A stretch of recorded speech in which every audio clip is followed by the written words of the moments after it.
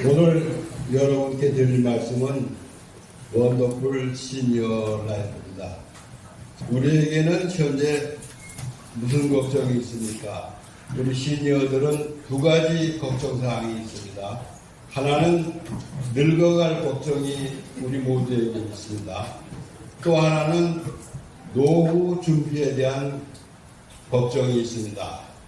오늘 이 시간을 통해서 그 두 가지 걱정에 대해서 함께 나누고 대답을 얻어서 행복한 노후 생활을 응답받을 수 있는 이 시간이 되기를 바라겠습니다. 우리는 40년간을 노후 생활을 해야 됩니다. 60대와 70대를 어떻게 보느냐에 따라서 우리의 80대, 90대가 삶의 질이 결정되는 것입니다. 우리가 어떻게 해서 노후를 준비할 것인가를 한 가지씩 살펴보도록 하겠습니다. 노후 준비할 사항은 4가지 항목입니다. 첫째는 사회적 관계를 유지하는 겁니다. 두 번째는 건강한 생활 습관을 우리가 만들어야 됩니다. 세 번째는 여가 활동을 할 수가 있어야 됩니다. 네 번째는 노후 자금을 준비해야 됩니다. 이 4가지가 우리가 준비되어야 행복한 노후 생활을 할 수 있는 것입니다. 우리가 4번째는 세무에 관계되는 말씀을 드리도록 하겠습니다. 우리가 노후 자금, 현재 우리의 자산 현황은 집 한 채밖에 없어요. 그래서 보니까 부동산이 86%를 차지합니다. 근데 이게 노후에는 돈이 더 필요해요. 부동산보다. 그래서 저쪽에 수정 방향이라고 되어 있는 것 같이 부동산을 40%, 금융자산을 30% 이렇게 다시 내 자산을 나눠야 됩니다. 나눠서야 노후 생활을 보장받을 수가 있습니다. 그래서 첫 번째, 우리가 3번째 중에 3가지가 필요해요. 주택, 의료비, 생활비, 이 3가지에 대해서 말씀을 드리겠습니다. 첫 번째, 나는 전원주택에서 살고 싶다. 있습니까? 전원주택을 저도 굉장히 선호했는데 알고 보니까 70세 넘어서는 살게 못 되더라고요.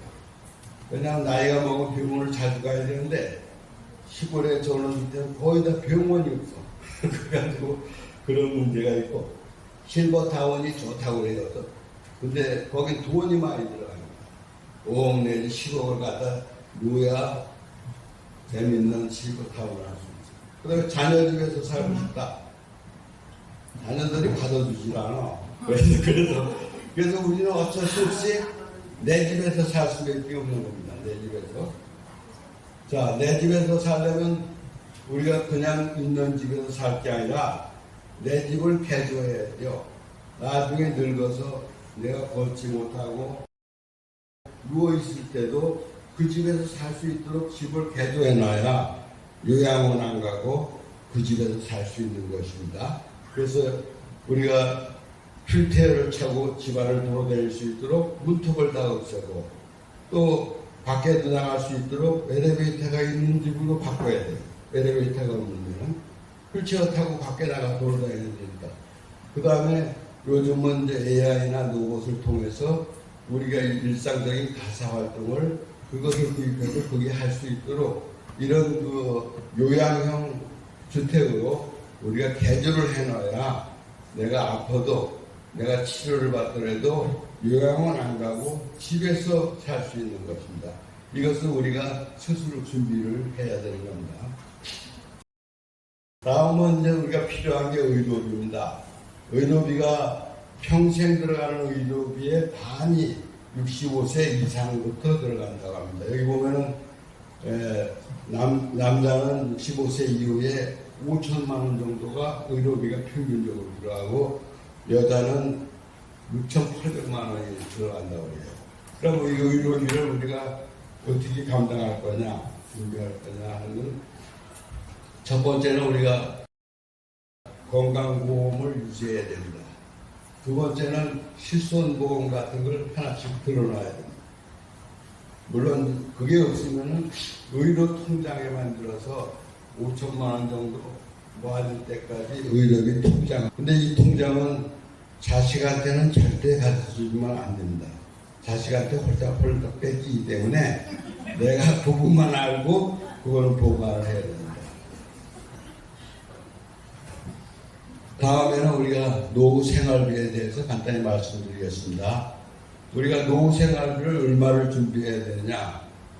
지금 보면은 5,000원짜리 짜장면 3끼만 먹어도 1년에 547만 원이 들어갑니다. 그래서 40년을 먹으려면 2억 원이라는 돈이 필요해요. 부부가 같이 먹으면 4억 원이라는 돈이 있어야 우리가 40년을 노후 생활을 살 수 있는 겁니다. 그래서 우리가 적정 생활비로 매달 받을 수 있는 건 200 내지 300만 원이 확보돼야 노후 생활을 우리가 편안히 할 수 있다고 합니다.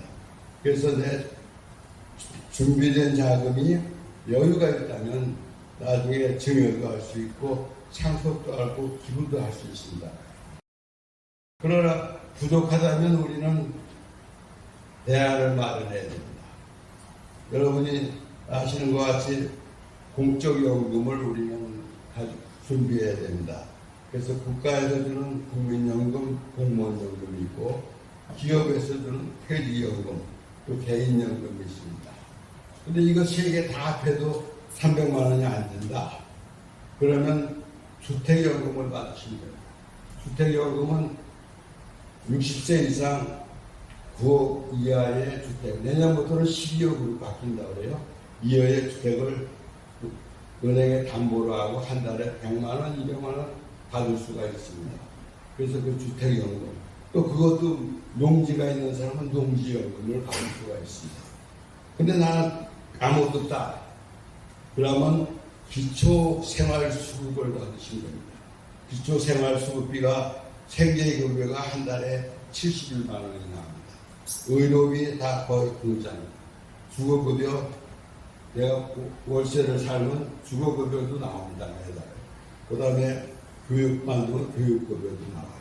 그래서 이 기초생활수급을 받아야 되고, 또 한 가지 이제 65세 이상 분들은 기초연금이라는 게 있습니다. 기초연금 30만 원인데, 내가 30% 이하의 부자다. 부자 30% 이상 부자다 그런 사람은 안 나오지만 70%는 받을 수가 있는 겁니다. 근데 이 기초연금이나 기초수급자는 그냥 있는데 주지 않아요. 내가 신청을 반드시 해야 그 사람에 대해서 평가를 해서 줍니다. 되게 나는 못 받아 하고 안 하는 사람이 많은데 무조건 신청하세요. 신청하는데 돈 안 들어가요. 주민센터 가서 신청하면은 자격이 안 되면 자격이 안 된다고 통보가 오고 자격이 되면은 얼마를 준다고 통보가 옵니다. 우리가 계산할 수가 없어요. 그래서 그런 것을 좀 우리가 이용했으면 우리가 돈이 없어도 노후 생활의 기본은 보장될 수가 있는 것입니다. 요즘은 이제 부양의무자가 자식이 부양의무자예요. 부양의무자 자식가 9억인가 자산이 있으면 또 안 돼요. 근데 이제 그 법을 지금 개정해서 자식들의 부양 의무를 없앤다고 그러더라고요. 그래서 그러면 이제 내 자산을 어디다 감춰놓으면 받을 수가 있어요. 자, 다음은 마지막으로 우리가 웰다잉입니다. 천국 갈 준비를 해야 됩니다. 천국 가기 위해서 뭔가를 남기고 가야 됩니다. 여기 있는 것들 우리가 죽기 전에 남겨놓을 거를 하나씩 준비해서 남겨놓고, 두 번째는 기념비를 세우라는 겁니다. 자, 우리는 그 마지막 갈 길은 천국입니다. 천국은 어떤 곳입니까? 천국은 좋은 곳이라고 그랬죠. 그리고 천국은 주님과 함께 사는 것입니다. 그래서 죽어서 꼭 천국 갈 생각하지 마세요. 살아서도 내가 주님과 함께 살고, 또 내가 즐거운 마음으로 살고 기쁜 마음으로 살 수 있으면 이 땅이 천국인 것입니다. 그래서 저는 생거 천국이라고 얘기해요. 그래서 우리가 이 땅에 살 때도 일생을 살면서 천국 같은 삶을 누리며 사시기를 바라면서 오늘 말씀을 마치도록 하겠습니다. 감사합니다.